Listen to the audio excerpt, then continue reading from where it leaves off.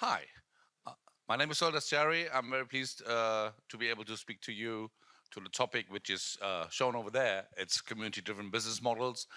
As I said, my name is Soheil Dastyari. I'm the CEO of Bastei Lübbe AG, and I promise I will just show you one chart about the Bastei Lübbe AG because it's very related to the topic. We're a German independent publishing house, uh, and we have a strategy we try to execute in a very stringent and continuous way.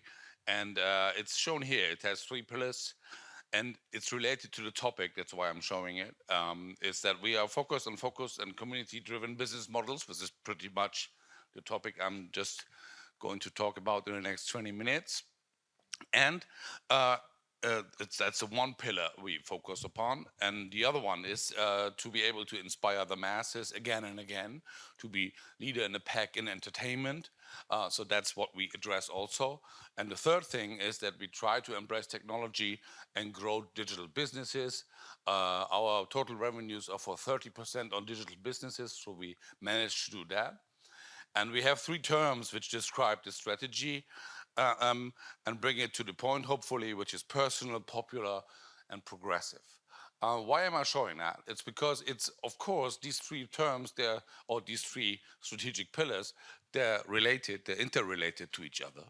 So, and if we want to build a community, so that's what we're going to talk about. Of course, it has to be personal, right? Has to be personal, has to establish a relationship.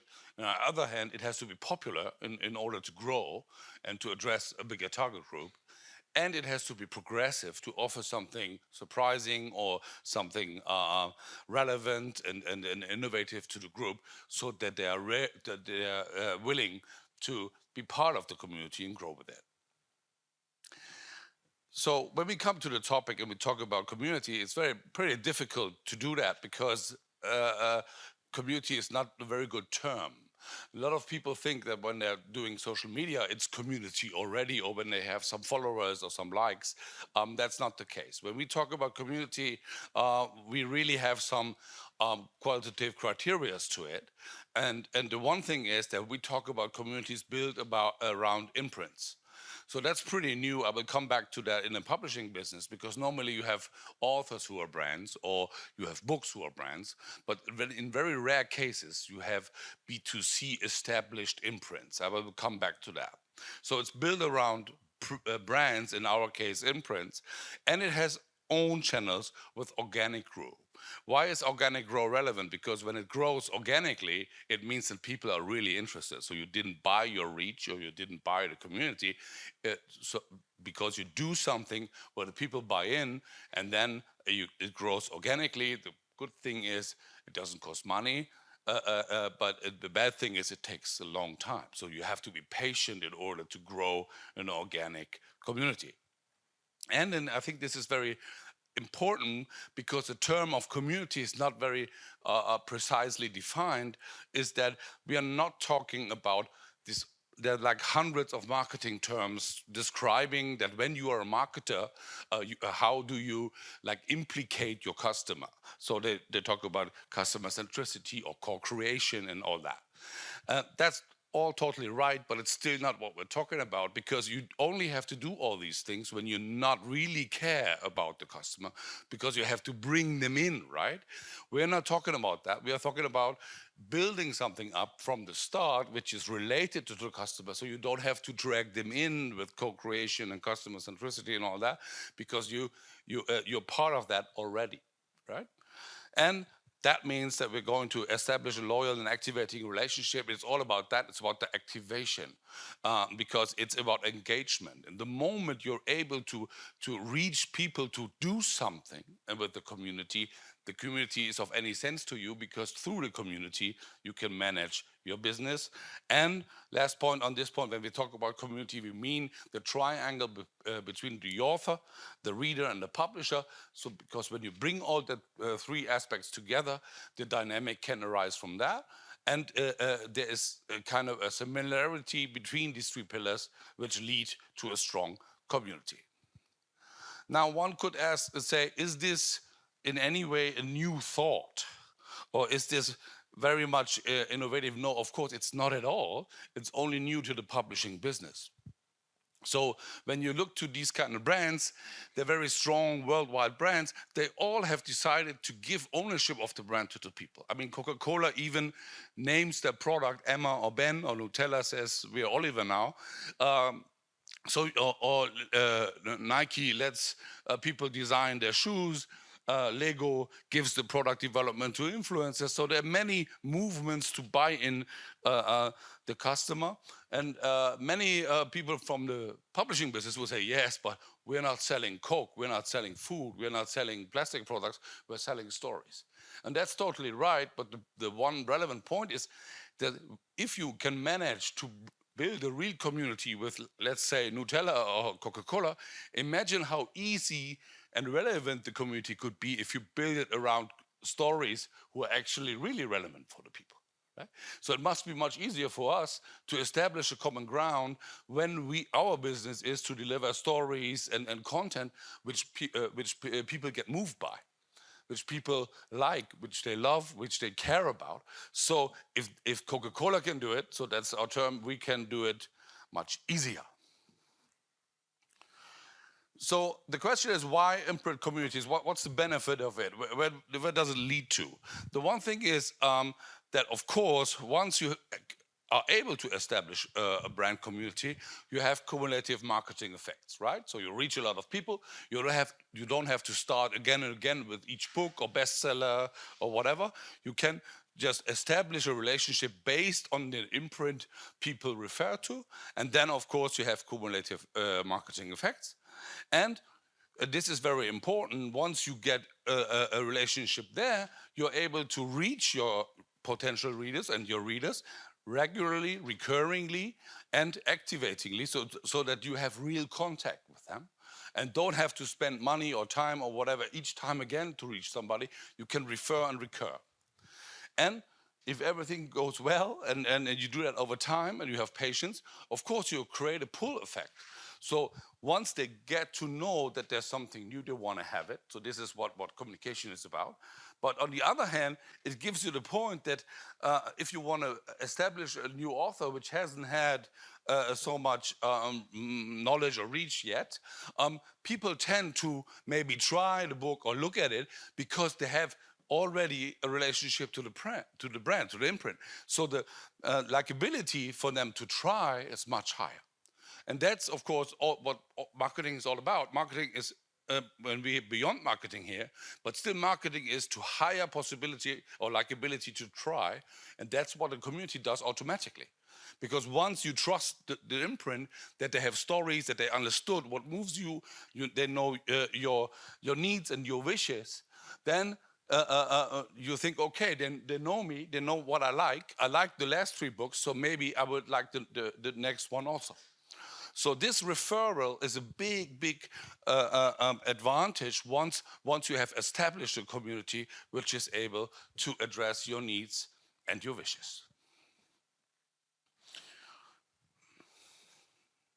If there, I just want to, I should have said it in the beginning, we will have time for some questions, so it's much easier for me to talk about it when you have some questions, so we will come to that, and I think there will be enough room. I'm still very good in time. So if we continue here, so the next question, of course, is how does it work? Because it's not that easy, right? It sounds very easy, but still it takes money, it takes patience, we had that. It takes real understanding of your target group. And of course, this is something which is misunderstood very often. It's not like possible with any brand, right? Because not any brand has a potential to build up a community around it. Because when you have like publishing brands who are very broadly positioned in the market, or they are like bestseller driven, mass market driven, it's very difficult to establish a community around it, because in order to do that, you have to like be specific in targeting a specific audience with specific needs, specific topics, because only based on the needs and the topics you can build this relationship upon. You just can't say, it's not like, let's say, Penguin Random House style, we're just doing good books, that's enough. Get it? So it's not that easy. You have to get one step further and be closer to your target audience in order to bind them to you. And this is very important, it cannot be marketing. So it has to be lived but not scripted. I think this is very important because in the past, and me myself, I worked in this like marketing strategy and brand strategy and corporate strategy business. In the past, people who did not belong to the community were scripting how to get the community. It's very common, Madman style, so it's an advertising style. People who are not belonging to it still think they can manage it. Is maybe possible with advertising, but it's not possible in our sense, because in order to really address the people, you have to be part of it too. So we can see in the moment when we manage with the lectors and people who work on the books and the authors, when they talk about our books and address people who are similar to them, then this dynamic sets in and it grows in itself. So the aim is to create shared ground, yeah? To say, okay, we are talking about this, these topics are moving us, we are like enlightened by these stories or these topics, and to create a safe space where we say, here, if I go in there, that's where people alike to me are talking to me, and implicating the publishing house and the author. So that's, I think, very important to that. And many people think it's only digital, it's social media, it's like posting around. That's not true, especially for this target group or these target groups who are interested in communities. The offline event is very, very important. So we saw that if we started pop-up events for our first communities, I will show you pictures in a minute. It exploded. It was so much more people coming somewhere than we thought they would come, because they really take this seriously. They think, I'm a community, I want to meet them, right? So my people, I want to meet them. So that's why offline encounters are very relevant. And of course, once you address a psychodynamic target group, which is combined by being of a certain age, but of a certain lifestyle, also collaborations with other community important companies are very, very important, because with that collaborations, you're able to reach more and more people of that lifestyle and to bring them into the community. So it's enough theory now. Let us take a look at how we did it, or what's like a good example. Part of our portfolio is Lux. Maybe some of you have heard. It's in Germany the leading new adult imprint. It grew together with the new adult target group. And as you can see, we are doing a lot of things around this target group. And once you were able to establish a relationship and to grow that, it's very easy to transport that in many, many fields. That's why the topic of this little seminar is business models coming from community-driven imprints. Because once you have established this relationship, creating more business models around that community is even good for the community, because they want to have that. When we established Lux and people were loving the books, they were keen on merch. They said, can I have merch? And we said, okay, maybe. So we created around that. Then they wanted to have, as you can see here, the special editions with special looks on it. So that was created. And then, of course, Book Talk stepped in, where Lux was one of the first brands who were very relevant there. And it's about understanding what moves the people. So, for example, I think this is a very good example, is the look of the book was very important, because the young women who used this imprint, Lux, wanted to talk about the book on TikTok. So in the moment they want to talk about it, the look of the book is really important. So all the establishment of the book, the attributes of the book became really, really important. Special editions became very important. So, and the dynamic came from there. And then this is a shot of our fair stand. It's just in hall 3. If you come back tomorrow, you will see it looks like that. Everybody's coming there. Now the look stand goes to another hall, in the hall 1. A lot of people come there. They queue for 1.5 hours to get on the stand. there's nothing relevant on the stand. They just want to be there. They want to be part of it. So you can see how relevant this relationship has become, and we're proud of that. And we did like tests, like we did a cooperation with IKEA, building like a luxe, I would say, reading room in the IKEA store, where people crushed in there. We invited our authors to read their books in that living room from IKEA, and one of our bestsellers became a prime series, Max and Hall, which became #1 series in the world. It's a German production. It's very rare that a German production is that successful, hopefully. And that was a hit. It won a Bambi, and it was a hit worldwide. And the latest thing we did is that we launched an own Lux bookshop together with Thalia in Münster. It's not a very big city in Germany. It's a nice city, but not very big. And still people from all over Germany came for the opening of the shop. You can see these people rushing to the entrance. It's when the whole mall opened, they ran to the entrance. You can see, so once you mean it, really mean it, and you're serious about the relationship, and you really take them seriously, and you don't talk to them down like in advertising where people are cynically and try to sell something, then people give back their trust. And even if you make a festival, which we did in Cologne, Bastei Lübbe is based in Cologne, we had this Lux Festival. We had nearly to 5,000 visitors in 2 days, paying for tickets to be part of the festival. So you can see what you can move the moment you have a community. And of course, you can say, okay, new adult, is it like they're young people, they're young women, they're very affin to it. But I think most of the people think that you have to be very young to be part of a community. That's not true. The average age of Instagram is 38. So it's not that young, the average.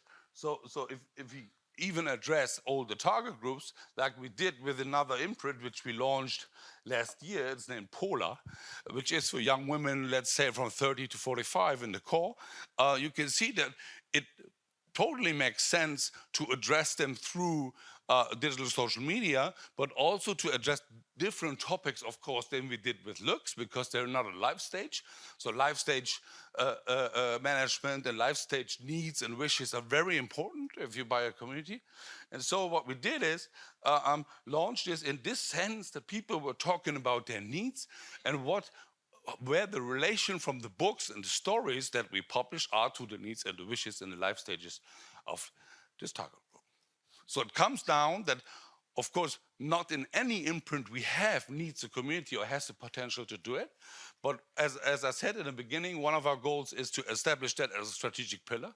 And we can say that at the moment, Bastei Lübbe has in Germany around 120, 125 million revenue. 40% is coming from the community-driven imprints that we run. We have one which is a young adult imprint. We have Lux, we have now Polar, and we have community editions, which is focused around influences and influences. So we can see that this business model is working beyond Lux, it's working beyond new adult. It is, as we try to say it, the like contemporary modern art to established brands, because it's not, of course, we're not a Coke, so to say, or we are not a sandwich, but still the ways how people perceive brands and how they get to know things, it's still similar. I think that our odds to be able to establish good communities is much higher, as we have a product that really has meaning in itself. We just need to address it, and we need to position it into the community. That was what I had to say. I'm curious if you have some questions for me. It makes it much easier for me to explain stuff. And I think it was interesting for you. Thank you very much.